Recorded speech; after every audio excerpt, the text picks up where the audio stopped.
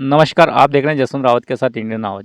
आप मेरे एक पीछे एक फैक्ट्री देख रहे हैं, ये फैक्ट्री है धानुका बायोटेक और इस धानुका बायोटेक से बताया जाता है कि जहरीला धुआँ निकलता है और इस धुएँ के साथ में भयंकर दुर्गंध निकलती है। तो इस दुर्गंध से आसपास के जो गांव लगते हैं, बाग पिपलिया, लाश लक्ष्मी, झांझरवाड़ा, धामनिया और इधर जयसिंहपुरा के साथ ही आसपास के क्षेत्र में भयंकर बदबू फैलती हैं। अगर इन गाँव में जाओ और लोगों से पूछो तो ग्रामीण अपनी आप बीती बताएंगे, लेकिन जनप्रतिनिधि मौन है। अब इसके पीछे कई कारण हो सकते हैं, लेकिन आज हम चर्चा करेंगे विशेषज्ञ से और उनसे जानेंगे कि मानव शरीर पर दुर्गंध का और धुआं का कितना असर पड़ता है।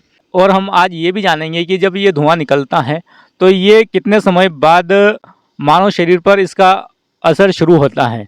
और साथ में हम आज ये भी जानेंगे कि यहाँ पर जो वेस्ट पानी निकलता है और वो पानी जो ज़मीन में अंदर जाता है, तो वो पानी जब कुओं में आता है या तालाब में आता है या ट्यूबवेल में आता है, तो वो पानी पीने से लोगों के शरीर पर कितना प्रभाव पड़ता है, कितना असर पड़ता है, इस संबंध में हम आज चर्चा करेंगे। फैक्ट्रियों से निकलने वाले धुएं में कई प्रकार के केमिकल्स होते हैं और कार्बन पार्टिकल्स होते हैं जो कि हमारे श्वास के द्वारा शरीर में जाते हैं और मुख्यतः हमारे फेफड़ों को और श्वसन रोग संबंधी बीमारियों को पैदा करते हैं, जिससे कि आज के समय में जो पेशेंट आते हैं उनमें हमें कम उम्र में अस्थमा के पेशेंट देखने को मिलते हैं। और कई फैक्ट्रियों से, जैसे सीमेंट फैक्ट्री हो गई जहाँ एस्बेस्टॉस का काम होता है, तो वहाँ से जो धूल के कण उड़ते हैं उनके कारण फेफड़ों में वो जमा हो जाते हैं और एस्बेस्टॉस से एस्बेस्टोसिस होती है, सिलिकोसिस होती है जहाँ सिलिकॉन का काम होता है।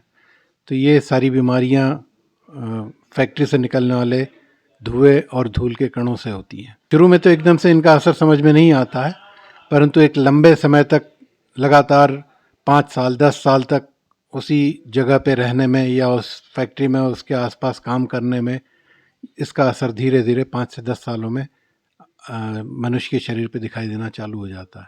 फैक्ट्री का वेस्ट रहता है वो बहा करके नदी नालों में मिला दिया जाता है, जिसके कारण कि पानी भी वहाँ का दूषित हो जाता है।